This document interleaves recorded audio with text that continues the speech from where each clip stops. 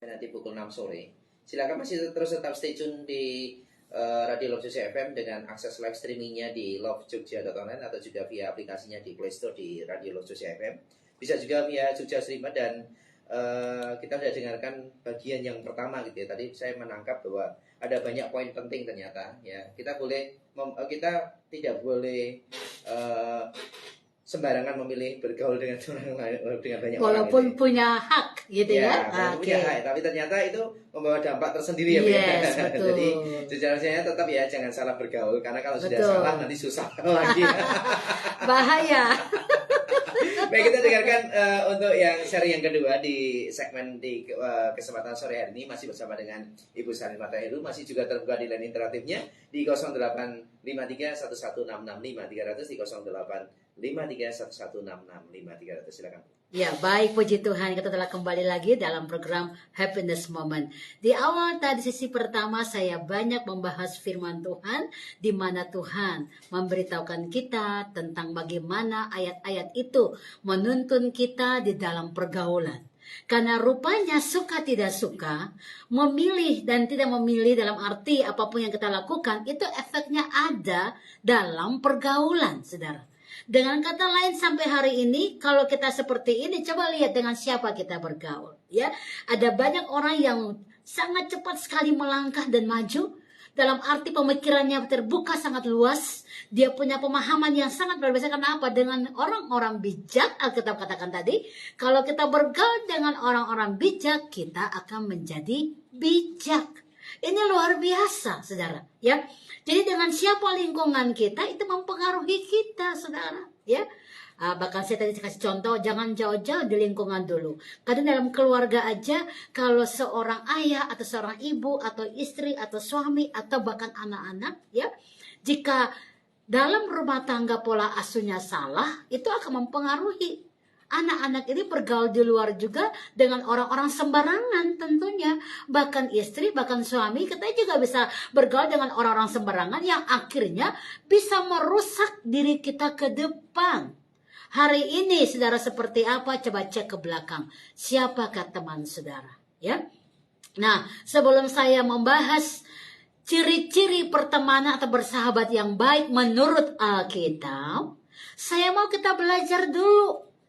Ada orang-orang yang Tuhan mau kita nggak boleh bergaul dengan mereka loh. Sangat tegas sekali Tuhan mengajarkan ayat itu. Coba mulai pertama kita buka dalam Mazmur pasal pertama, ayat pertama. Di sini kita akhirnya menemukan ada 3 tipe orang yang Tuhan mau kita nggak bergaul dengan mereka. 3 tipe orang ini rupanya apa? Yang akan merusak hidup kita. Mereka tidak akan pernah memberikan nasihat yang baik kepada kita. Dan itu mempengaruhi kita nanti ke depan kalau kita masih bergaul dengan mereka. Siapakah mereka? 3 ciri yang Tuhan maksudkan dalam Alkitab. Mazmur 1 ayat yang pertama. Kita baca semua sama-sama dan kita belajar untuk hal ini. Haleluya. Mazmur 1 ayat yang 1. Berbahagialah orang yang tidak berjalan menurut nasihat orang fasik, yang tidak berdiri di jalan orang berdosa, Ya. dan yang tidak duduk dalam kumpulan pencemooh. Saudara lihat ya, ada 3 tipe. Yang pertama Tuhan bilang apa? Jangan bergaul dengan orang-orang fasik. Yang kedua, jangan bergaul dengan orang-orang berdosa. Dan yang ketiga, jangan bergaul dengan orang-orang pencemooh. Kata bergaul ini adalah apa? Kita sering banget curhat, minta nasihat dengan mereka. Tahu-taunya 3 tipe ini tidak akan pernah memberikan kita solusi yang membawa kita kepada kebahagiaan. Bagaimana Anda minta nasihat dari orang yang namanya orang fasik? Namanya orang fasik itu dia tidak mempercayai Tuhan. Walaupun dia tahu ada Tuhan, tapi dia tidak hidup menurut apa yang Tuhan ajarkan. Bisa dikatakan mungkin orang Kristen, ya bisa juga. Tapi orang Kristen yang hanya KTP. Tapi kehidupannya tidak berbuah dan tidak melakukan kebenaran firman Tuhan. Apalagi tipe yang kedua, orang berdosa. Ini orang gak pernah istilahnya bertobat. Bahkan kalaupun ke ibadah, hanya memang sekedar rutinitas. Tapi kelakuan hidup mereka gak pernah bertobat. Tidak pernah mau mengakui kesalahan. Ini bahaya loh. Ya. kita menemukan orang kayak begini banyak, ya, beribadah bersama-sama, tapi kelakuannya nggak pernah bisa berubah. Karena dia nggak pernah mau introspeksi diri untuk minta ampun sama Tuhan. Ini orang-orang sombong, nggak punya kerendahan hati. Tapi orang yang punya rendah hati akan selalu bilang, Tuhan ampuni saya, ajar saya, tunjukkanlah jalanmu. Ini kan doa-doa yang bagus, seperti yang didoakan oleh seorang Daud saat dia pernah berbuat salah, sehingga dia mulai berdoa dalam Mazmur 51. Satu pernyataan dia yang luar biasa yang memberkati saya juga, bahwa jangan ambil rohmu yang hidup daripadaku. Kenapa sampai pernyataan itu nyata? Karena dia tahu kalau roh Tuhan keluar dari dirinya, apa jadinya dia. Dia tahu ada sebuah kesalahan yang fatal yang dia buat, yaitu dia berzina, saudara. Ya, dia berzina dengan istri orang, bahkan suami dari istri orang ini dia bunuh. Dan dia tahu itu kesalahan paling fatal. Walaupun dia sudah mengalami konsekuensi dari kesalahan itu, yaitu anaknya meninggal. Tetapi dia tahu ada ganjalan-ganjalan yang membuat dia mulai berdoa. Lalu dia berkata, bersihkan aku dengan hisop. Ya, coba cek dalam Mazmur 51. Ya, hisop ini kalau kita bicara, bersihkan aku dengan darahmu yang kudus. Ya, dan perbaharuilah hatiku dengan batin yang teguh, dengan roh yang rela. Artinya aku rela dibentuk, aku rela. Nah, ini doa-doa yang bagus, doa-doa yang kita sadar bahwa kita nggak mau tenggelam dengan hati yang penuh dengan dosa. Kita nggak mau tenggelam dengan hati yang tidak mau berubah, saudara. Ya, Tuhan mau kita belajar untuk hal itu. Nah, orang-orang yang ketiga yang Tuhan bilang jangan bergaul dengan mereka, apalagi minta nasihat dari mereka, adalah orang-orang pencemooh. Orang-orang pencemooh ini kelemahannya adalah mulutnya, pemikirannya. Ya, kenapa? Karena orang-orang pencemooh ini selalu negatif. Ya, walaupun ada positif di sana, dia akan putar balik negatif. Kayaknya kalau dia nggak bicara negatif itu nggak bisa. Kayaknya kalau dia nggak bicara bohong itu kayaknya nggak bisa. Rupanya udah jadi habit, kebiasaannya. Nah, ini hati-hati kalau kita bertumbuh dan berjalan, kita ingin mengalami Tuhan, tapi ada akar-akar yang belum kita cabut. Kebiasaan-kebiasaan kita yang mungkin 3 tahun yang lalu, 5 tahun yang lalu, bahkan 10 tahun yang lalu, bahkan mungkin sebelum kita masih dalam pernikahan, kita punya kelakuan itu kurang bagus karakternya. Hati-hati kalau kita masih membawa itu, ya. Makanya saya mau katakan bahwa di dalam pergaulan, bahkan di dalam hubungan suami istri sekalipun, kita perlu belajar, ingat, kita mencatat, ya, bahwa yang 2 tadi menjadi 1. Bagaimana bisa 2 jadi 1? Matematika Tuhan itu memang sangat sederhana, tapi ini penuh hikmat. 1 tambah 1, istri tambah suami, ya, 1 sama dengan 2 harusnya kan. Tapi di dalam Tuhan jadi 1. Matematika Tuhan 1 tambah 1, istri tambah suami sama dengan 1. Kenapa? Bagaimana sih dapat angka 1? Nah, ini kalau masuk dalam pernikahan, maka kelakuan-kelakuan istri dan suami itu yang masih masa muda, itu yang masih suka ego dan segala macam itu di-format jadi setengah.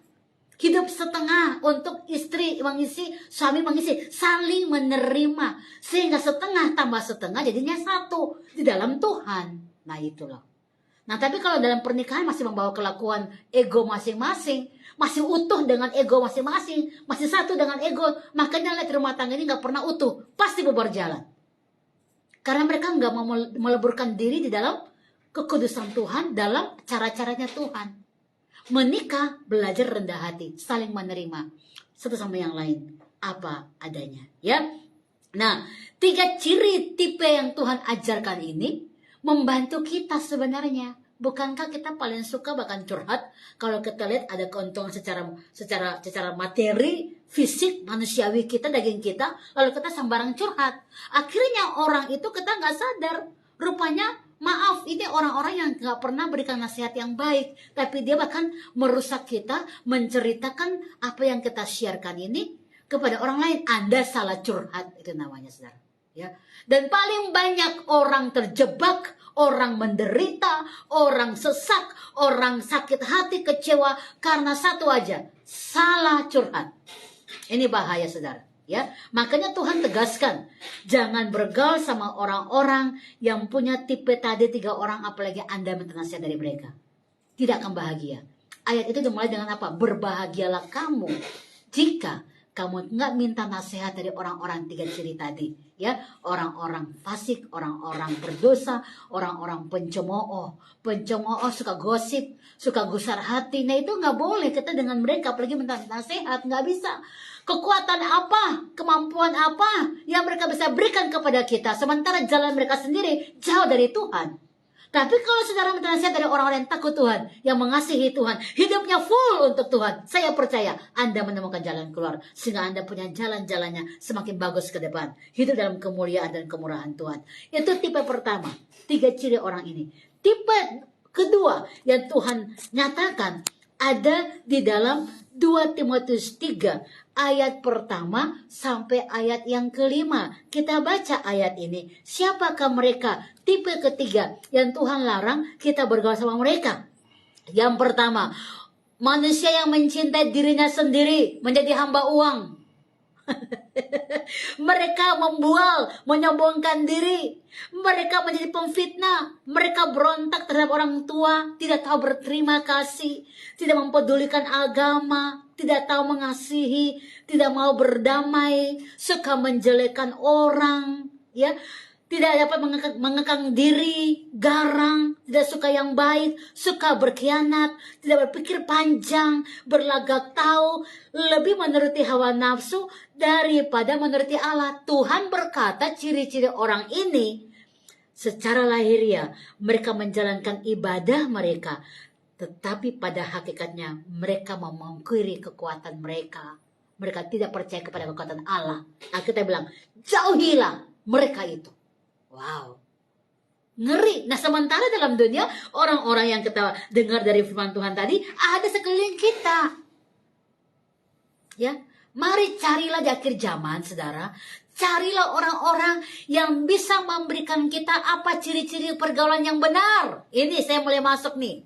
Ya, pergaulan yang benar yang pertama adalah mereka yang memberikan kita nasihat. Ini pergaulan yang sangat positif. Ya, kalau saudara bergaul sama orang-orang yang bisa beri nasihat firman, mengarahkan kita untuk berbuat baik dan benar, kembali kepada firman, berarti itu pergaulan Anda itu pergaulan yang sehat. Apa ciri-ciri pergaulan yang sehat menurut Alkitab? Yang pertama, bergaulah sama orang yang bisa memberikan kita nasihat.